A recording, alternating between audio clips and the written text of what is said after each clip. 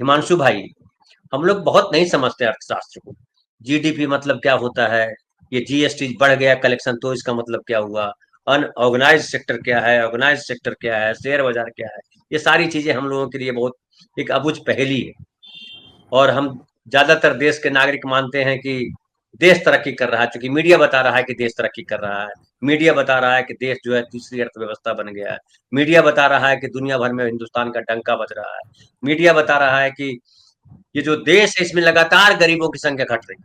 25 करोड़ लोग कहा जा रहा है। पीआईबी में मैं देख रहा कि 25 करोड़ लोग जो है गरीबी रेखा से बाहर आ गए। फिर मुझे हमें नहीं समझ में आता ये कि गरीबी रेखा से इतने लोग अगर बाहर आ गए, तो फिर वो जो 80 करोड़ लोगों को 5 किलो अनाज दे रहे हैं, तो ये सही है, ये वो सही है? अगर 25 करोड़ लोग बाहर आए और 80 करोड़ अब भी हैं, तो यानी क्या 105 करोड़ लोग हमारे देश में गरीब थे?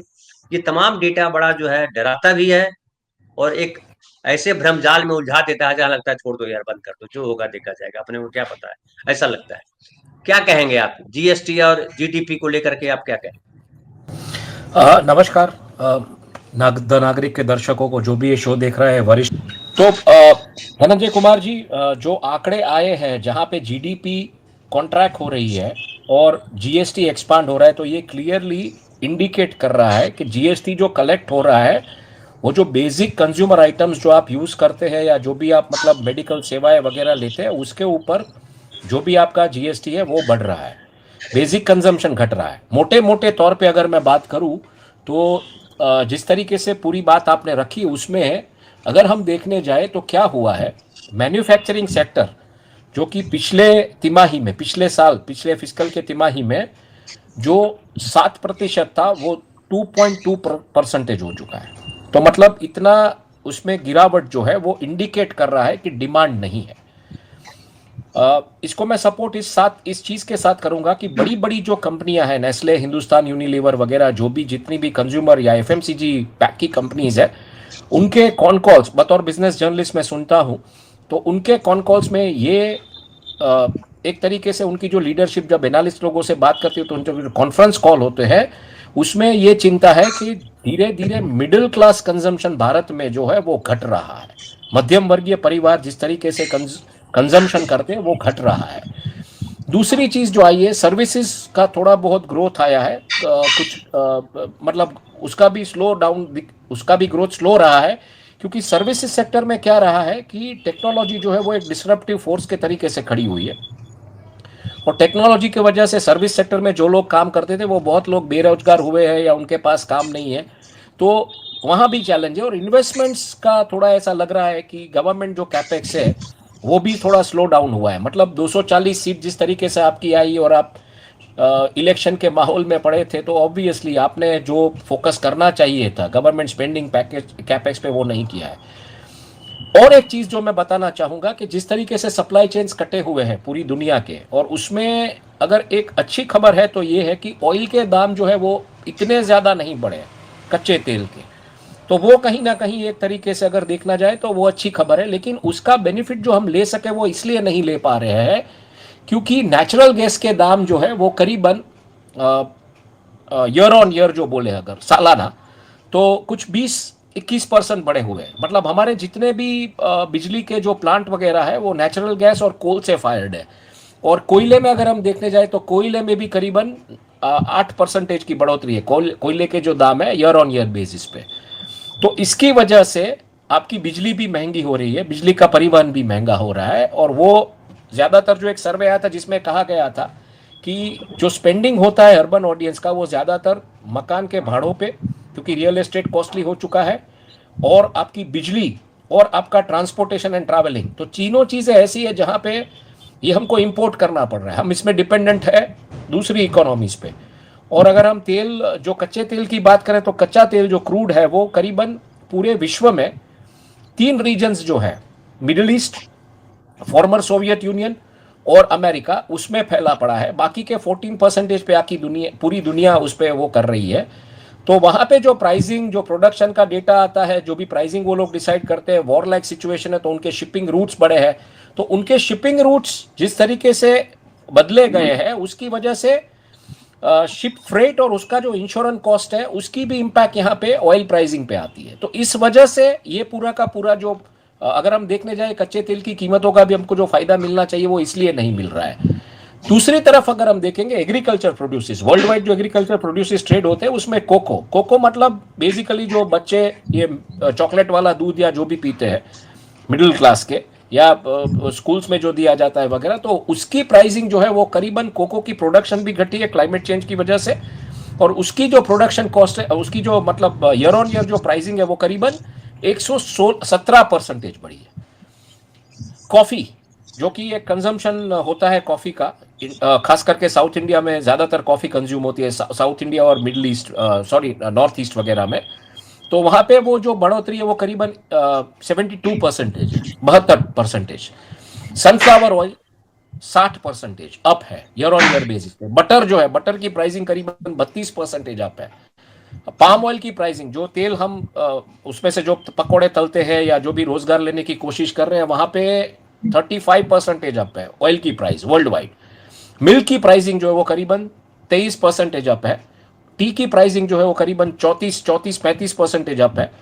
और बाकी की चीजें अगर हम देखेंगे, चीज, ओट, कॉटन, तो एग्री प्रोड्यूसेस में कहीं ना कहीं मतलब कम है दाम, लेकिन जो बेसिक कमोडिटी, स्टेपल कमोडिटीज आपके सुबह के खाने से लेके रात के खाने तक, उसमें दाम बढ़े हुए, सप्लाई चेन्स कट है और ये सब मामला है। और उसके चलते जो बेरोजगारी का मंजर है भारत में, नौकरियां नहीं, तो लोग अभी क्या करते हैं, लोग ये समझ गए हैं कि हमको अगर ऐसी कोई पेंडेमिक जैसी बीमारी आ गई, कोविड-19 जैसी, तो बचत करके रखनी पड़ेगी। तो इसकी वजह से वो स्टेपल कंजम्पशन जो है उसके ऊपर ये जीएसटी आ रहा है। मतलब आपने रेलवे की टिकट कटवाई या आप किसी शहर में मेट्रो की टिकट लेते तो उसमें वो जीएसटी जो कलेक्ट होता है वो सब है ये बेसिकली। या आपने जो खाने का मतलब आपका जो ग्रोसरी का बिल या उसमें जो जीएसटी, आपने कहीं खाना खाया किसी रेस्टोरेंट में तो वो है। मैं एक पत्रकार ऐसा हूँ, बिजनेस पत्रकार, जो मतलब बहुत बाजार में घूमता हूँ, तो मैं अपने तरीके से बाजार का जो इन्फॉर्मेशन है वो कलेक्ट करता हूँ। मैं देखता हूँ अच्छे खासे रेस्टोरेंट्स जो 30-30, 50-50 कवर के होते हैं, वहां पे हार्डली एक या दो टेबल भरे हुए होते हैं। सैटरडे के दिन पे भी मतलब आपको 8 या 10 टेबल भरे हुए दिखाई देते हैं। तो वो कंजम्पशन नहीं हो रहा है। दूसरा जो सर्विस सेक्टर का जो कंजम्पशन है, खास करके थिएटरिकल एग्जीबिशन का कंजम्पशन, वो भी नहीं हो रहा है। वो तो करण जौहर ने भी कह दिया था कि पॉपकॉर्न और ये जो माफिया है इसकी वजह से लोग पिक्चर देखने नहीं जाते, तो वो भी कंजम्पशन नहीं हो रहा है। तो इसके चलते जो भी जीएसटी के आंकड़े आए, जो भी आए, वो बेसिक कंजम्पशन पैटर्न को ध्यान में रखते हुए, हाँ, इस बार के जीडीपी सर्वे में जो बात आई है वो ये है कि लोगों का ट्रैवलिंग बढ़ा है, लोगों का होटल्स वगैरह का जो बिलिंग है वो बढ़ा है। तो वहां पे मतलब एक ग्रीन शूट्स दिखाई दे रहे हैं, बट ओवरऑल अगर आप देखने जाए तो लोगों के पास नौकरी नहीं है। तो अगर 3 फैक्टर्स में मुझे इसको बात करनी है तो ये है कि लोगों के पास इतने पैसे नहीं है, डिस्पोजेबल इनकम नहीं है, जिसकी वजह से जो मिडिल क्लास स्पेंडिंग होना चाहिए वो कर सके। दूसरा, कोविड के बाद जिस तरीके से रिकवरी होनी चाहिए उस दिशा में ये नहीं हो पा रहा है, और सबका मतलब कहीं ना कहीं मतलब ये लोग सेविंग्स वगैरह पे ज्यादा फोकस है कि अगर मेडिकल इमरजेंसी आ गई तो कहाँ जाएंगे।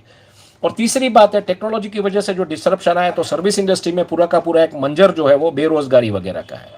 अब इसके चलते अभी 43 मिनट्स पहले बिजनेस स्टैंडर्ड ने एक पूरा रिपोर्ट किया है कि ये जो डेटा आया उसकी वजह से जितने भी इकोनॉमिस्ट है इंडिया में, उन्होंने जो ग्रोथ का फोरकास्ट था उसमें मतलब एक ब्रेक लगा दिए। तो इन्होंने किस किस को कोट किया है मैं बता दूं आपको। साक्षी गुप्ता एचडीएफसी बैंक की, उन्होंने पहले प्रोजेक्शन दिया था 6.8% का, वो अभी उन्होंने घटाया है 6.5%। 6.5% का प्रोजेक्शन, 6 to 6.5% का projection even government of India का था। तो साक्षी गुप्ता ने 6.8 से 6.5% जो एचडीएफसी बैंक की इकोनॉमिस्ट है उन्होंने घटाया है। दूसरी जो बात आ रही है वो बात आ रही है इसमें गौरव सेन गुप्ता जो आईडीएफसी फर्स्ट के हैं, उन्होंने ये प्रोजेक्शन घटाया है। पहले उन्होंने 6.6 का एस्टिमेट दिया था, अब 6.3%। मतलब ये पूरा फाइनेंशियल ईयर 2025 का जीडीपी, मतलब 2024-25 31 मार्च 2025 तक का जो है वो घटाया है 3 बेसिस पॉइंट पे। दूसरी तरफ जो बात आ रही है वहां पे जानवी प्रभाकर जो कि बैंक ऑफ बड़ौदा की इकोनॉमिस्ट है, उन्होंने पहले अपना एस्टिमेट दिया था 6.8%, वो उन्होंने घटाया है 6.6% पे। और माधवी अरोरा जो कि एमके ग्लोबल फाइनेंशियल सर्विसेज की है, उन्होंने 50 बेसिस पॉइंट्स पे 6.5% पहले दिया था, वो 6% उन्होंने बताया है।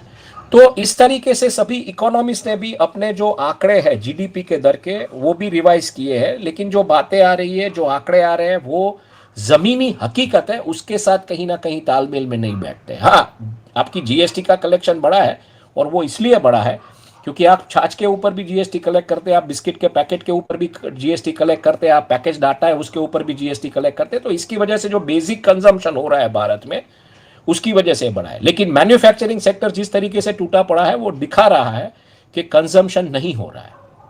और ये ब्लैक फ्राइडे सेल जो चल रहे हैं ना सब ई कॉमर्स की वेबसाइट्स पे, वो भी इंडिकेट कर रहे हैं कि स्पेंडिंग नहीं हो रहा है। जो बात नेस्ले के या यूनिलीवर के या जो भी मतलब ये जो बड़ी बड़ी कंपनियां हैं उनके जो लोग बोल रहे हैं, तो इसमें ये बात तय है कि उस तरीके का जो होना चाहिए एफएमसीजी सेक्टर जो चल रहा था वो भी नहीं चल रहा है, और वो कंजम्पशन भी घट रहा है। तो क्लियरली जीडीपी टूट रही है। जीएसटी का कलेक्शन अप इसलिए हो रहा है क्योंकि बेसिक कंजम्पशन 140 करोड़ की आबादी जो कंज्यूम कर रही है वहां पे हो रहा है, और कुछ हाई एंड कंजम्पशन है। और जी बाकी अगर आप देखेंगे तो सैटरडे संडेज में भी, आज संडे है, मैं घूम के आया अभी, तो इतनी जो भीड़ होनी चाहिए रेस्टोरेंट वगैरह में, मैं हर रोज शाम को वॉक में निकलता हूँ, तो बाजार के इलाके से भी निकलता हूँ, तो वहां पे भी मॉल्स जी वगैरह में जो भीड़ होनी चाहिए वो भीड़ मुझे कहीं दिखी नहीं। जी ट्रैफिक जाम है, चक्का जाम है, तो इसकी वजह से ऑयल प्राइस जो आप मतलब आप दूसरी या तीसरी दूसरी गियर से ज्यादा गाड़ी नहीं चला सकते पहली या दूसरी गियर में, तो आपका वो कंजम्पशन बढ़ता है। मतलब 1 लीटर में अगर मान लीजिए आप 10 किलोमीटर क्रॉस करते, 15 किलोमीटर क्रॉस करते, तो वो आपका लेगा ऐसे भीड़ वाले उसमें 3 लीटर। तो वो कंजम्पशन ठीक बढ़ रहा है और उसकी वजह से ये हो रहा है, उसके ऊपर भी ठीक इस है तरीके से टैक्सेस है।